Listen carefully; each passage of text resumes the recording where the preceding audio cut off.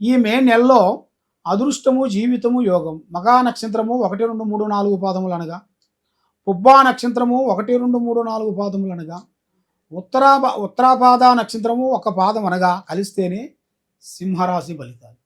మరి ఈ సింహరాశిలో ఉండవలసిన వాళ్ళు ఏ కార్యక్రమం కానీ, ఏ పని కానీ, ఏది చేయాలన్నా కూడా వెనకాడరు. ఏదైనా 3 అడుగులు ముందే ఉంటారు.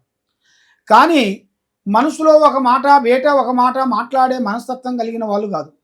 ఏ విషయమైనా కూడా యథార్థంగా మాట్లాడతారు. ముఖం సూటిగా మాట్లాడతారు. ముఖ్యంగా మాట్లాడుతుంటారు. సీఎం వచ్చినా, పీఎం వచ్చినా యథార్థంగా మాట్లాడుతుంటారు. కాబట్టి వీళ్ళకి రాజకీయ యోగంలో చాలా వరకు అద్భుతమైన విజయాలు కనబడుతున్నాయి.